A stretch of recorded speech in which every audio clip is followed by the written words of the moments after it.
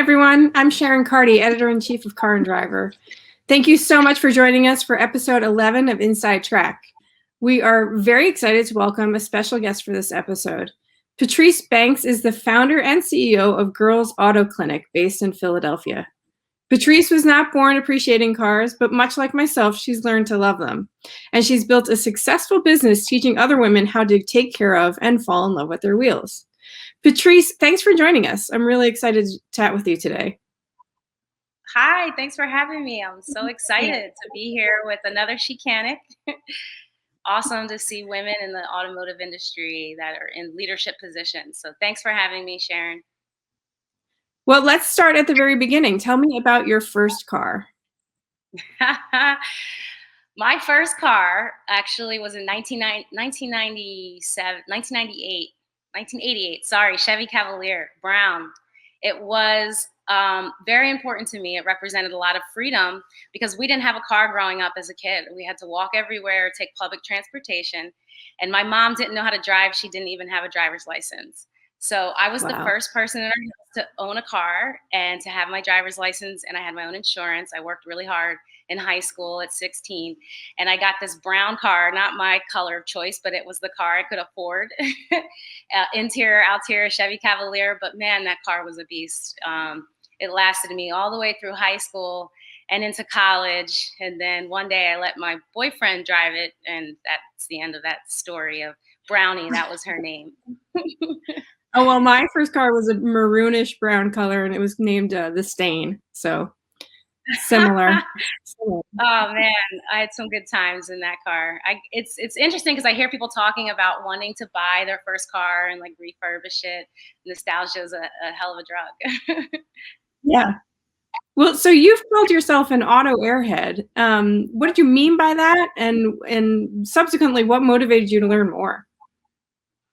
So yeah, I am the self-proclaimed auto airhead, even though I'm an engineer and I was working at DuPont for 12 years and I knew nothing about my car. I felt like I was always taken advantage of. Anytime I would go into for repair, I thought I needed a guy to help me. Anytime something would pop up on the dashboard light or I'd hear a noise, I'd panic. Right. And I waited to the last minute to do any maintenance or repairs because I didn't know what my car really needed or how to take care of it. And so I was a prime example of someone who doesn't enjoy her automotive experience, didn't have a good time with it, hated my car, didn't feel empowered around it, even as an engineer. And so when I was talking about this with my other friends, I kind of was like, man, I'm an auto airhead. And that's, exactly how I felt. And it wasn't a good feeling. A lot of my other girlfriends and people around me, acquaintances and people I worked with, I started sharing, experiences, and they all had examples of similar experiences that I had where they were just frustrated because they didn't know, smart women. It's, women who are empowered and who didn't have, a husband and needed to figure these things out themselves, just like me, or a father. You think, oh, I need a man. So right, that's what it was. Yeah. And so that led you to deciding to start this business. How did you make that leap from being an auto airhead to owning your own business that focuses on educating and empowering? Yeah. So I came up with this idea kind of by accident, even as an engineer, and I had a great job working for DuPont. I didn't feel like I was making my contribution. It's a big company. I didn't feel like what I was doing actually mattered. And this was at a time, this was maybe 2010, 2011. I just moved to Philly, and the women's empowerment movement is really starting to like blow up. And I'm thinking, how can I be a part of this? I'm in STEM. What can I do to bring more women into STEM? And looking for something that made me feel good about what I did. And so I was going to write a blog for women that taught them things you have to ask a man for help or teach a man to do. And overwhelmingly, when I was asking women what they wanted me to blog about, it was cars. So I started looking for information online about cars. I started looking for a woman mechanic. I thought she'd help me with my blog. I can ask her questions. I'll be able to relay this information to other women. And it's something I wanted to learn for myself. And I couldn't find a woman mechanic. I Googled female mechanic, and the first thing that popped up is the 10 top stock images of women mechanics. And you can imagine like the kind of pictures that you saw. There wasn't a lot of resources online. And so that told me, since it's not here, maybe I need to create it. And I decided then that I was going to learn myself. I was going to go back to school for automotive technology, learn how to work on cars, and create a business for women that have this need where they feel like auto airheads, they don't like their experiences, they feel helpless and powerless when it comes to their cars. That's fantastic. I often tell people, like, the biggest place I end up talking about cars is at baby showers and bridal showers, because, you know, women don't have a ton of knowledge here, but we're super interested in it. Right. And we often feel afraid to ask questions, or we think we're not good enough to learn it, like it is something just for the guys. Right. And that's Right. how I felt as an engineer. Why would I feel like I'm not going to understand my car or get how it works or how it needs to be maintained? It's the stories we tell ourselves in our head as women. And it's really powerful when you recognize that finally and, you know, become a mechanic and change your perspective about your car and what you know about it. Well, so it's really interesting that a lot of this issue for a lot of women deals around, you know, feeling dumb and not knowing what we want, or, you know, feeling like we're walking into a situation and potentially being taken advantage of, and we're super protective around that. I Yes. had a hiring manager. I had a hiring manager once ask me if I had ever faced any sexism in this industry, and my gut instinct was just to say no, which is silly. I don't know why I minimized it, but I'm just going to ask you the same thing. Have you faced any sexism since launching this business, and if so, how are you handling it?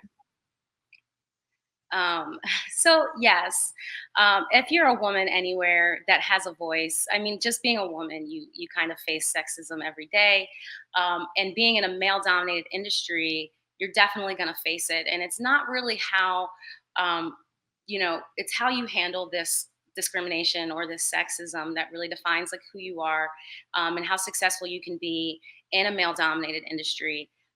For me, I always kind of looked at it as I don't care what other people think. I'm here. I'm on a mission, right, to help women. I'm not here for men. And if they try to come at me in this way, where I'm feeling like discrimination, I think of ways that I can get better, of ways that, you know, this is a challenge or an obstacle for me, and I like to run through obstacles or hop over them or go around them, like figuring out a way where I don't need you, I don't need your help, right? A way that I can leverage my own knowledge, my own skills, where I'm not in a position where I'm relying on another man for my success or for my self worth. And in fact, I enjoy being in male dominated spaces because you stand out. And I tell people that a lot, not just in male dominated spaces, but in white spaces. I'm a minority woman. And I was used to very young being the only Black girl in high school in my AP classes, in my engineering classes at Lehigh, on the crew team, right? And at DuPont, sometimes I was the only minority and woman, and I stood out, right? You stand out when you don't fit in, but you have to perform. And I believed in myself and I believed that I belonged here. I deserved to be here and my voice needed to be heard. And when you come in with that kind of confidence and also that attitude that I don't really care what you think, I'm going to show up and be authentic. Um, it's the way that's how you respond to it. The sexism doesn't bother you, it doesn't affect you. Ultimately, it's the male problem, their problem, right? And anyone who's being sexist to me anyway is kind of um, more of a target. Like they're just not as intelligent. They're easier to take advantage of personally, I think, as a woman. You just showing your true colors in yourself. And so I've always been able to harness what makes me who I am, which is usually your authenticity and your own specific knowledge that you have and your own character and your own personality and how I can leverage that. And when you do that, racism or sexism or anything can't stop you. In fact, I use it to my advantage when I can. Well, you've been really good at making your spaces much more inclusive, but let's talk about how do you make the automotive world more exclusive? You've got a really impressive track record of diverse hiring. How are you being so effective with that hiring? And like, is there anything that you're doing that you could share with the rest of the industry to be able to, you know, be better at that? Yes, I get this question a lot about the diversity of girls auto clinic because Mostly we hire women, and I didn't realize this actually till last year when I was applying for some grants for COVID for our business, how diverse we were. We were asking these questions in terms of minorities, Black and Brown people, even immigrants, and transgender, LGBT community. We have this group and this team that's super diverse, and it made me feel really proud. And I kind of have this team. It's because of diversity is who I am. Diversity isn't what you do, it's who you are. I grew up, my mom is white, my dad's Black. I grew up in the 80s where if you were half Black, you were Black, right? We didn't have a lot of diversity in my school, but my mom always taught us about the importance of being a feminist and knowing our women's rights and fighting for Black and Brown people and their civil rights. Very young, I saw my mom doing this, and standing up and aligning with certain politicians and activists. And so it's always been me. I've always had diverse people around me, of my friends and my family. Everywhere you go and I show up in life, this is who I am. And so, what the automotive industry can do, if you're not someone that has diversity in your life, it's not just something, like I said, you do, it's who you are. So I don't have to be intentional with it because I've always been this way. It's who I network with, it's who's my friends, it's who's my family, it's who I do business with. Is now you have to be more intentional with it and say, I'm going to show up diverse, not just in my business, but in my life.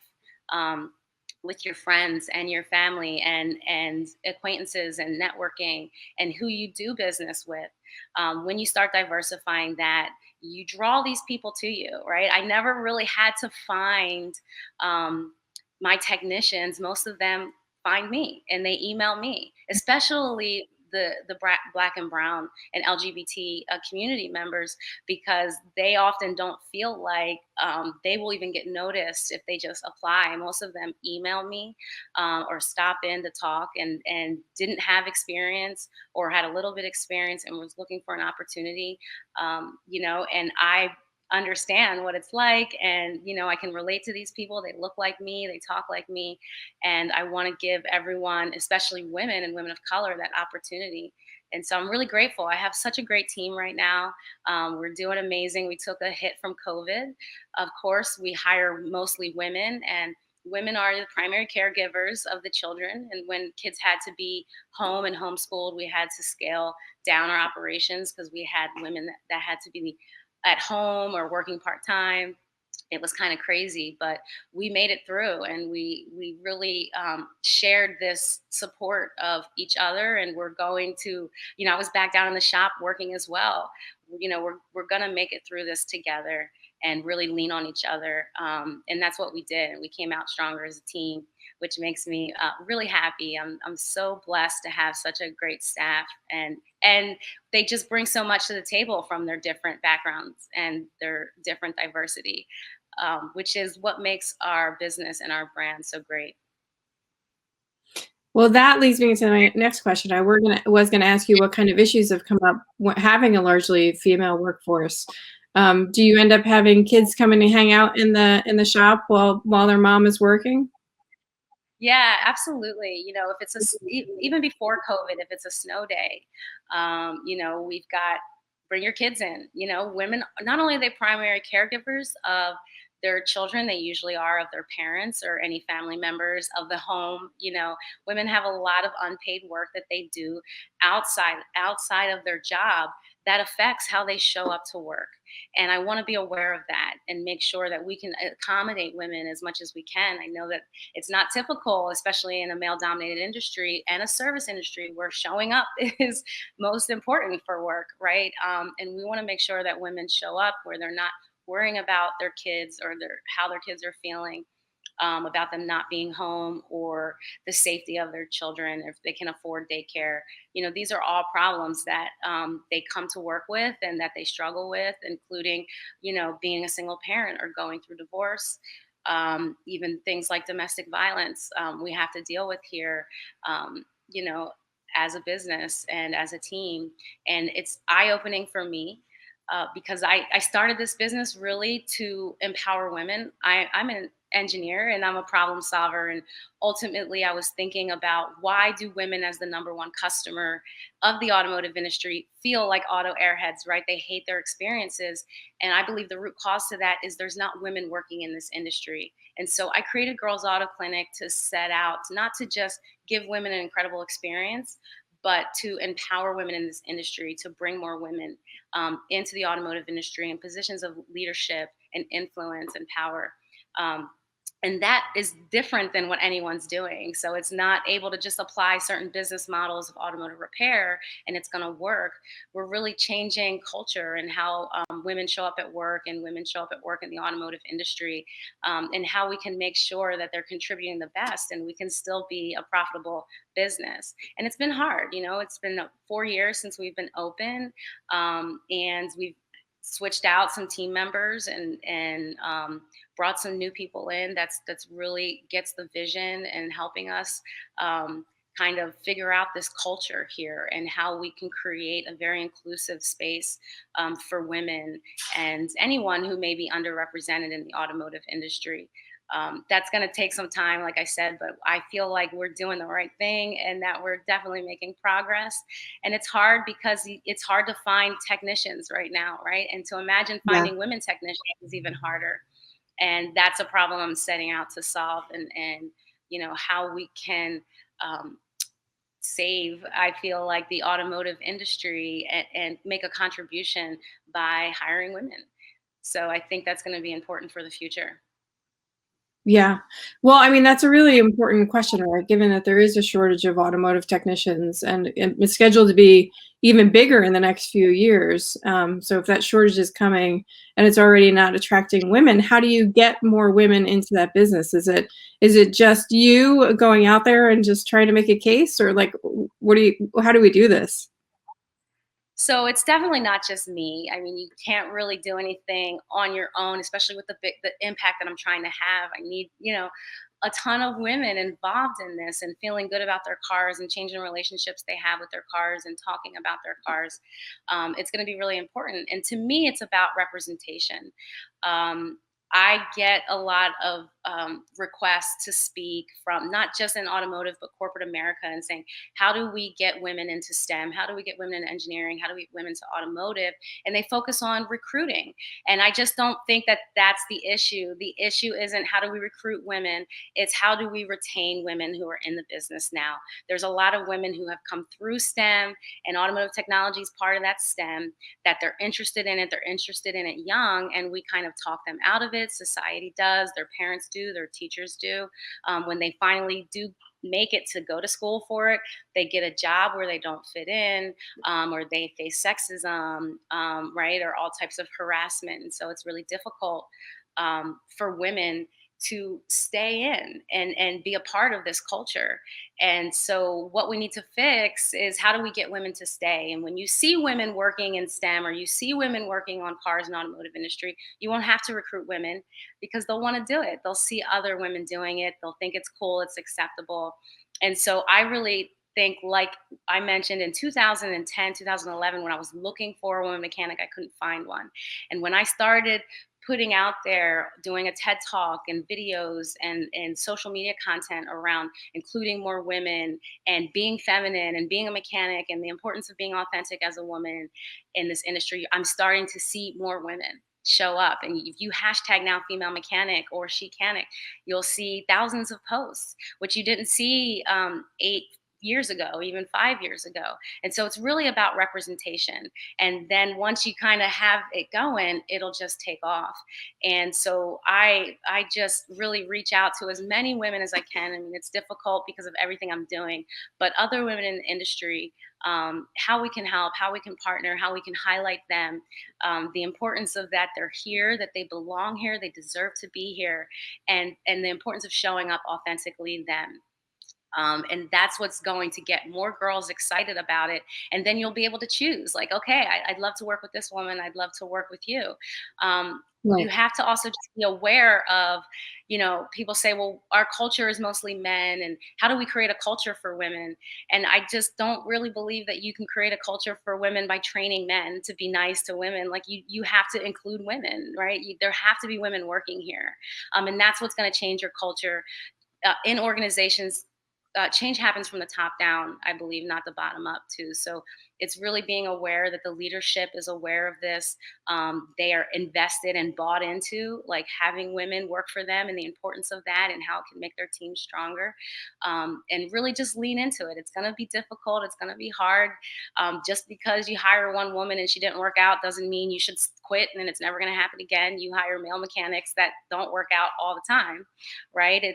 It's about continually believing in this and following through with it, and you'll find the right people for you that will help you make those changes if that's what you're looking for. Yeah, I remember when you sort of blew up on the scene, gosh, like 6 or 7 years ago with your TED speech, and now it seems like you're right. There's just so many more people on Instagram, on TikTok, and YouTube channels, and but you were definitely leading the way, which was pretty awesome to watch. I tell people, like, what's bigger than female empowerment right now? And that's about there it is, using your leverage and being authentic. I wasn't into cars, I wasn't a car enthusiast, but I was into women, and I was looking to solve a problem in my life and in many women's lives. And it allowed me to be kind of this leader for women in the automotive industry, which I was not expecting, which was not my plan, right? Which was not what Right. I thought of for my life. And I was led here by just being myself, by looking to help women, right? By looking to help myself and empower myself. And it led me to this crazy idea. And I also happen to have this crazy belief in myself, like, I can fix this problem. I think that this is something I can do. And not just I can do, women can do, right? I believe that Mhm. women can do this. It's not just about me doing it. It's women as a whole and what we're capable of doing. And it just makes me so excited because not just in the United States, but around the world, I'm seeing people hashtag Chicanic in Kenya, Nigeria, and in China, Oh, wow. in Honduras. Women are gaining their empowerment and their worth in many ways from Girls Auto Clinic and from Chicanic, and seeing other women working on cars. When I do my car care workshops for women, they feel so empowered afterwards that they want to do something and learn something else, that they feel like, oh, what have I been telling myself I can't learn or I'm not going to be good at because I'm a girl, right? They take that confidence with them and they move forward and they gain more knowledge and more confidence, and they stay curious about these things, which is what's important. Is that's what makes it spread like wildflower, or like like a fire, is that Okay. you've got women that are interested in this in many different ways, not just cars, but it may get them started to get that confidence and self-worth they need. So you mentioned growing up sort of very political, and this has been a really big week for Black Lives Matters, and so I'm sure that race is. I mean, we've talked a little bit about it. That race is certainly a component of the diversity issues that you're tackling. How do race issues affect this world and your business? So this is always a difficult conversation, but I'm here for it, and to me, I feel like it's racism is something that we experience in the automotive industry. You experience everywhere, and what's going to get out of this is really. I talk a lot about the buy-in or just the belief. Like, there's a lot of people who don't believe it's an issue, who don't believe it's a problem, who refuse to listen to people of color about our experiences, and that is draining. Black people are tired, exhausted, sad. It affects how we show up at work. It affects how we feel about ourselves, about our work, right? How we parent our children, how we love our spouses and our family. And so it's recognizing that, and the belief in this is an issue that they struggle with. This is an added weight that we have and that we do have to deal with. Is so important, is to have that allyship when it comes to being in the automotive industry or any industry where you don't feel like you're represented, or you don't feel like there's a lot of people who look like you. It can be lonely. And often it takes a very exceptional person to exceed when they've got all of these other obstacles and things that are on their shoulders, that they have to get through. And I get that, being a woman and being a minority, and how hard that was for me to do. And so, for that reason, I use my voice as much as I can to speak up about my experiences. Growing up Black, growing up in a Black family, we have experiences with policing and young teenage boys going to jail in my family and being affected by the prison system for the rest of their lives. Um, and family members that are affected by this, and children, that where it can have lasting, long generational effects.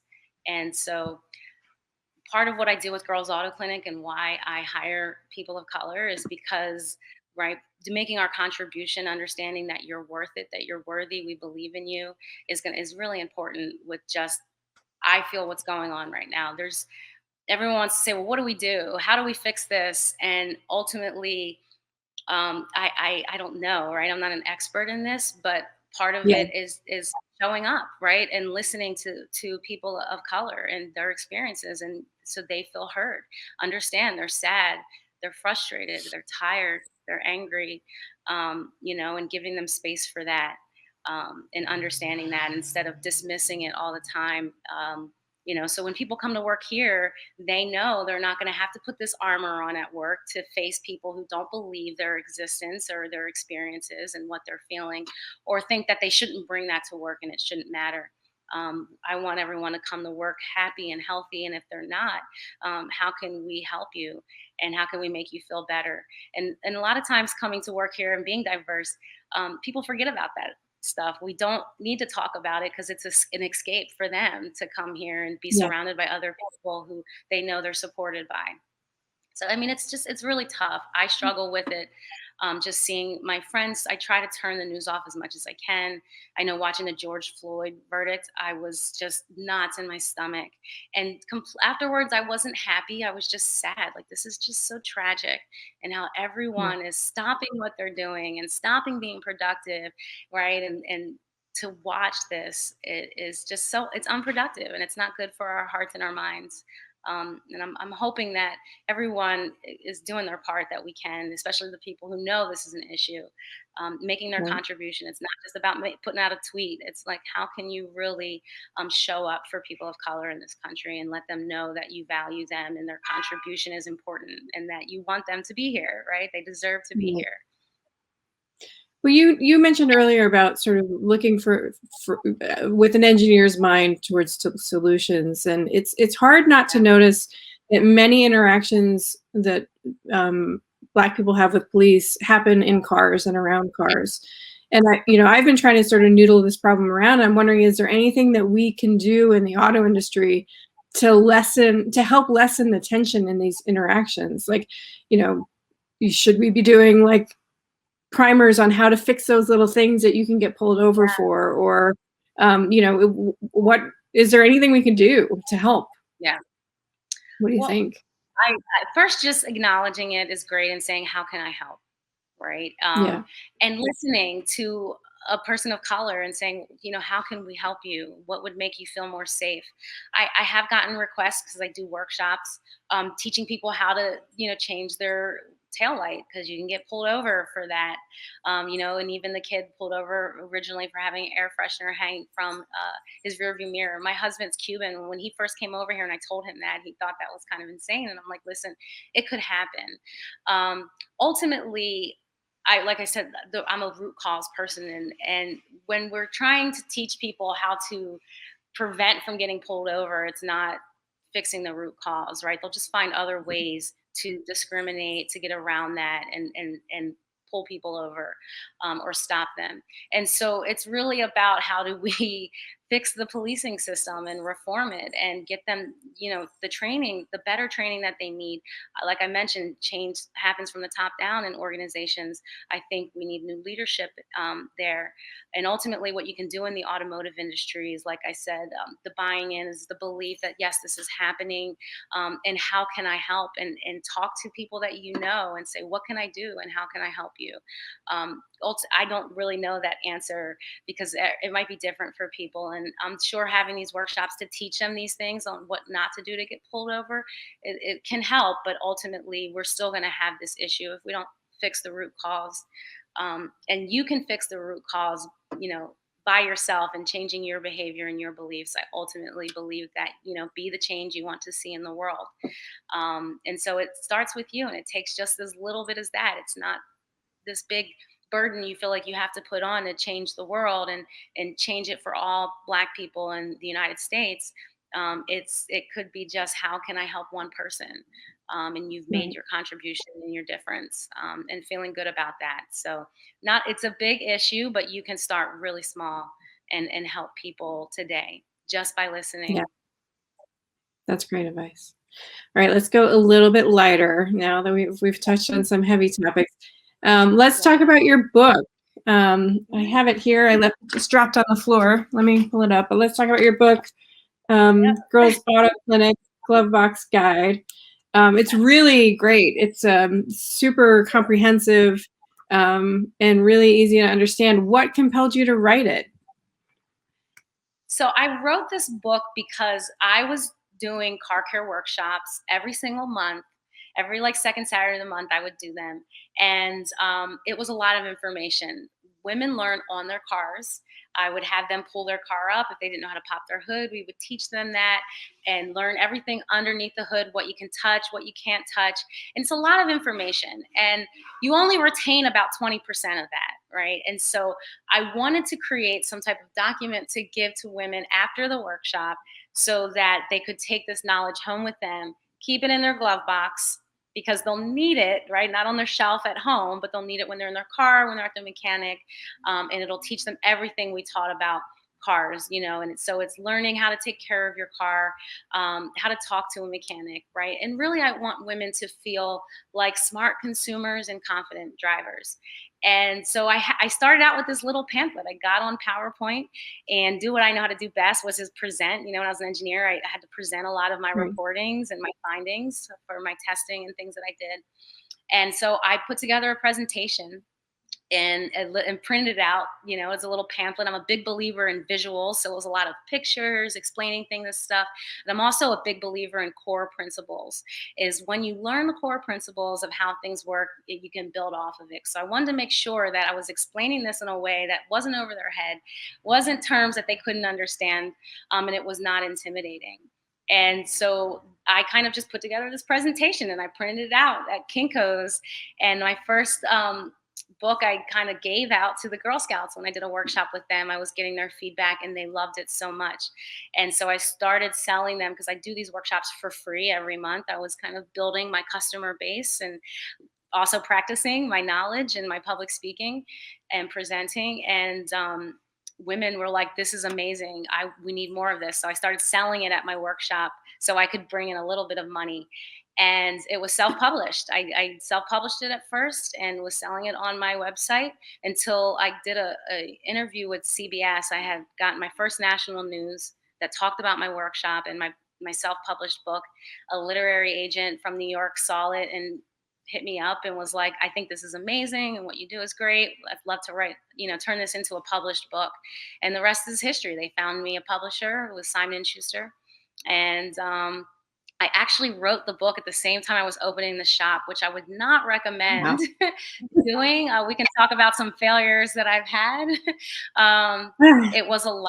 It was a lot, but it wasn't expected. It didn't plan out that way. It just so happened that I found a shop right when I was writing this book, and I couldn't turn up the opportunity. So we made it happen, barely. Well, and then springing off of this book, I think it's kind of tied together. You have a really active Facebook community, which I think is fantastic because you've taught women how to do this work themselves. And then when they have a project, they kind of come together and ask each other for tips and tricks. And, is it realistic to do this? Do I need to buy this tool? Which I love. I'm already in there reading all the posts. I did ask that group if they had any questions for you, and Tracy in the group, she said she wanted to know your thoughts on what the car mechanic field might look like in a few years if more men encouraged women into the field rather than harassing them out with sexism. We may have touched on this a bit, but interested in your thoughts on that. Yeah, you know what? I believe that anytime you include women in something, it just makes it better. It makes your business better. You know, all of the statistics and data have come back. Women are the number one customer in the automotive industry. So if you see more women working in the industry, you're going to see more women excited about cars. It only helps the automotive industry. We're going to be spending more time, more money, more energy into our cars, into the automotive industry. And so to me, I think it's going to be a great thing. It's going to boost the automotive industry's brands and images and money that they make when you have more women involved. It's when you have more women involved too as creators. I think about some of the women who are building cars in some of the high schools that got women leading their teams building electric vehicles, right? They're going to have more of a say and an influence of the future of automotive and what it looks like. I think about this a lot in EVs and how the automotive industry is changing for technology and the future. And if women are a part of that plan, right? If we're the number one customer in the automotive industry, we will be in the future. And are we making products and do we have services that are for women that are gonna also fit women's needs? And if you don't have women involved in those types of decision making and building processes, they might not be great products or they might not be great services. You're going to miss your customer again and she's not going to love her experience. So it's going to be really important to include more women. I think it's going to make the automotive industry stronger, better, more creative, better ideas bringing to the table, which I think is going to be really important. I'm excited. I'm excited for electric vehicles. I also think that we can use women and train them in this workforce of the electric vehicle repair. As as a need right now, I'm hearing that they need technicians that can do this stuff. And I believe that we can use women and train them to say, hey, you can work on cars, you can work on electric vehicles in the car of the future and be involved in this, especially since it's new for everyone, men and women. We can learn from our mistakes of the past, not exclude women in these decisions, right? And this training and the transitioning, to the new automotive and technology world. I think the businesses that are going to include women are going to be the ones who are the strongest. That's really interesting. It's really interesting to think about tying it in with EVs because that's such a new sector, and it's always really almost easier to make change in places where there's like new and growth because it just becomes natural, right? Yep. So you touched on this briefly, but let's get back to, I want to circle back, and you said you want to ask me about some failures. Sure, let's ask you about some failures. Tell me what happened. One thing as an entrepreneur that you learn that you never quite get until you're an entrepreneur is the failures that you're going to face every single day, and just the confidence that it strips away in you.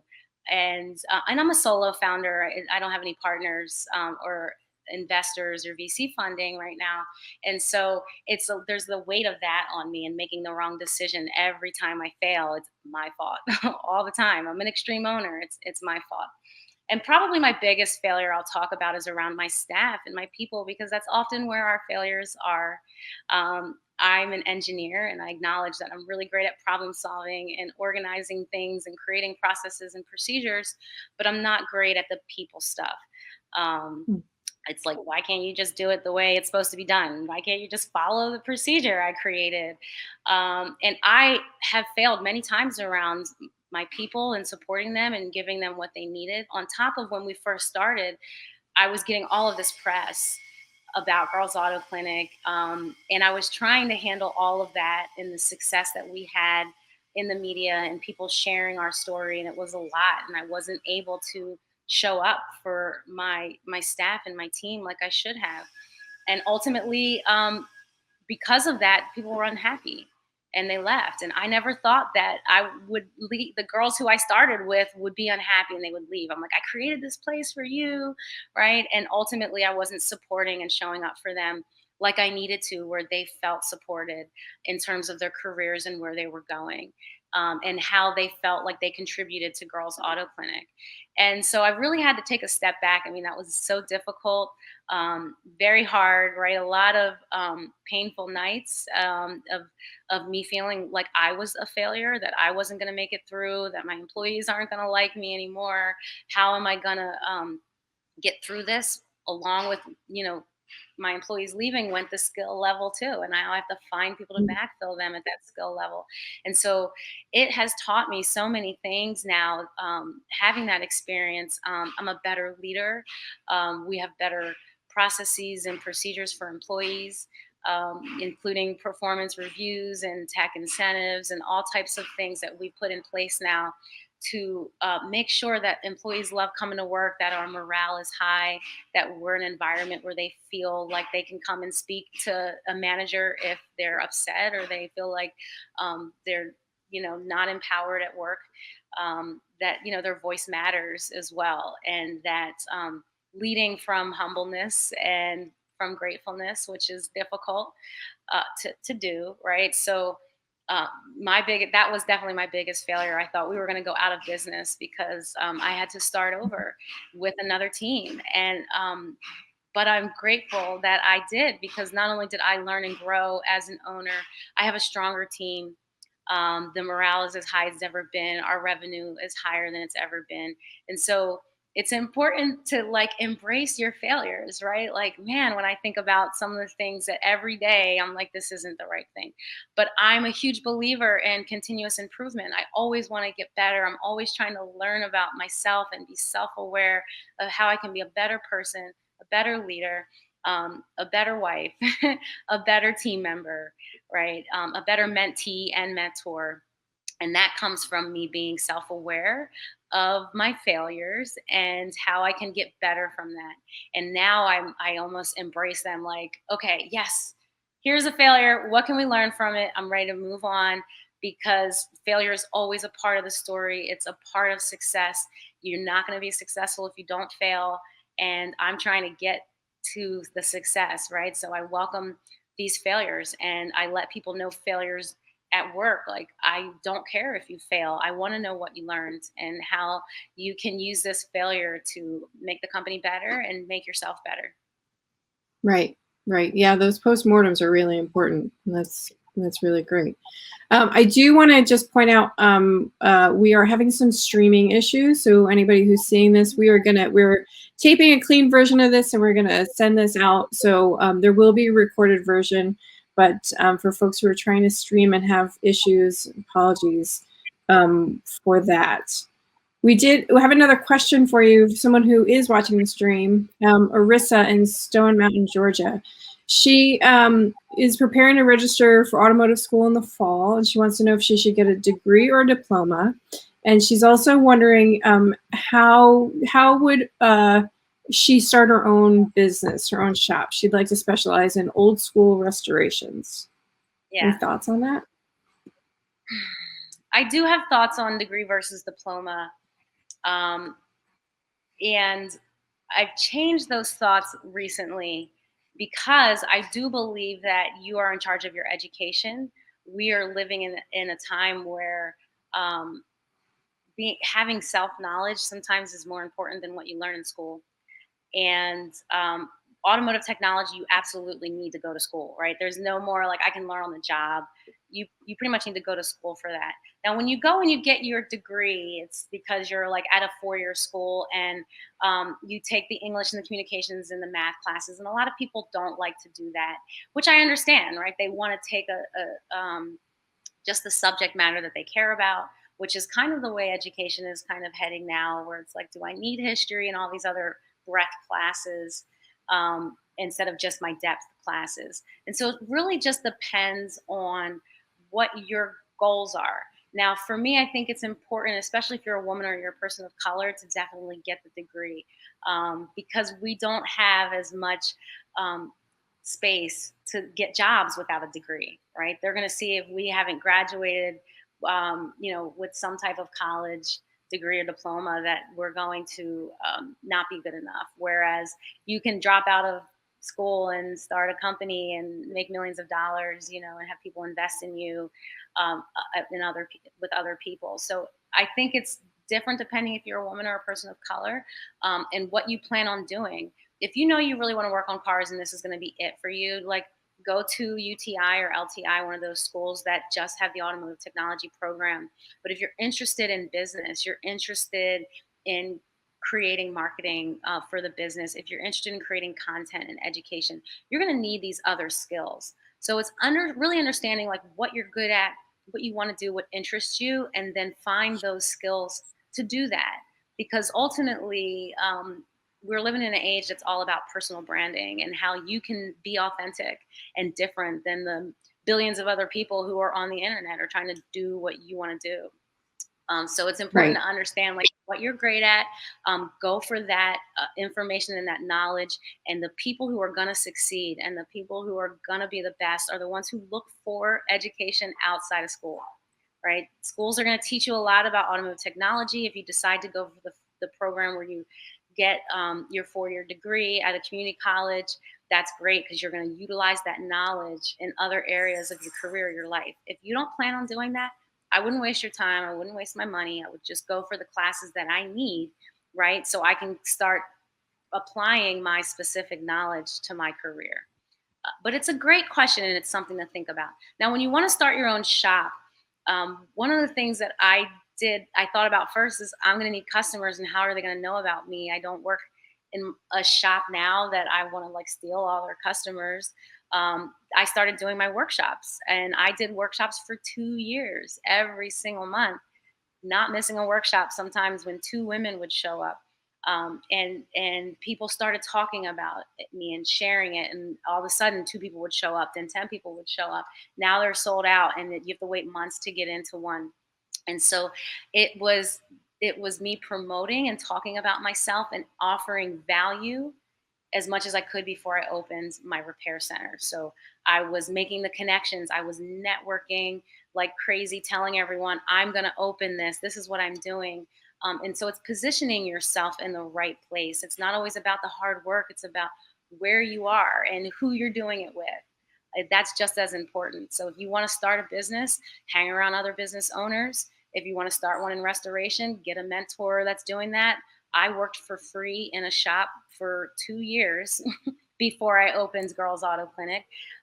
It wasn't full time; it was part time because I still had to work full time at my job at DuPont. But I was learning from an expert that was teaching me how to run a shop, and I still didn't know. I still made mistakes, right? Because that's what happens. That's what you're gonna do because you need to get better, and it's gonna force you to learn the things that you need to learn to get better. So that's what I would suggest for someone who's interested in opening their shop and their path to college. You obviously don't even need a college degree to start a business, right? And so it's really about knowing yourself, your strengths, and getting the specific knowledge you need for your career. And it may not just be automotive technology. It may be creating content, right? It may be the social media content. There's so many ways that you can be in the automotive industry now, and showcase yourself and be of value. So what's the best piece of advice you learned through that process of being a business owner, even if it's maybe just or automotive care piece of advice that you like to share? Either what do you like to tell people? Yeah. It's definitely about staying curious, and I feel like continuous improvement, never thinking you know everything, always learning. I go back to my automotive technology book from school in 2012 all the time, right? And Yeah. going back to the basics, and learning that over and over again is going to help you kind of get through those failures. grow, staying curious about what you like to do, I think is just really going to be really important. Staying curious. I have that in like my LinkedIn, like just stay curious on these things and what you like to do, and search for the knowledge that you need to make you the expert, or to the someone that, you know, people come and ask to about it. So let's get to the fun stuff of cars. We haven't really talked too much about this. What do you own now? What do you drive now? And what cars do you want in your dream garage? So I'm on an experiment right now, because I told you that Okay. I'm an auto airhead and I wasn't a car enthusiast. And so I'm figuring out what my dream car is by driving a lot of different cars and seeing which one I like best. And so currently I have a Volkswagen Jetta, and it's my first Okay. foreign car. And I do like driving it. It is a lot of fun. Of course, with the German engineering, there's a lot of cool stuff about it. Difficult to work on. I also have a Chevy Impala. My husband drives a Chevy Impala.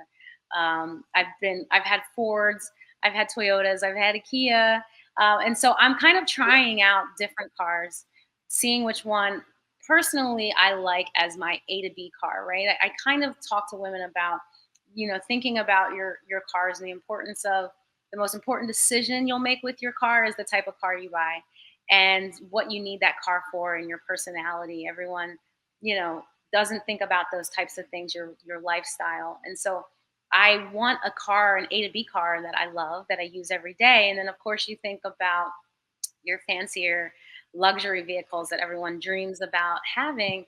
And I don't have just one. You know, my husband's Cuban, and he has a classic car in Cuba. And so when I went down there several times, I kind of fell in love with the classic cars. He has a Chevy Bel Air 1954 convertible. And so I now want to own, you know, a Ford or a Chevy classic car convertible. I love Bugs, the original Bugs. I can't wait to Yeah. get my own Bug that's a convertible that I can just deck out and paint up and everything. And my favorite luxury brand is Porsche.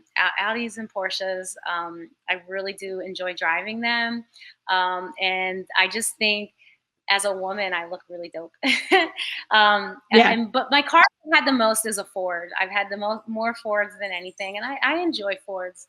I love the Ford brand and their story, and I follow them. I work with them a lot, and so I did enjoy I had a Ford Explorer and a Ford Escape, and I did enjoy both of those cars. So to me, I'm still kind of learning, right? I'm trying things out. I've never gotten to drive some of the more fancier cars.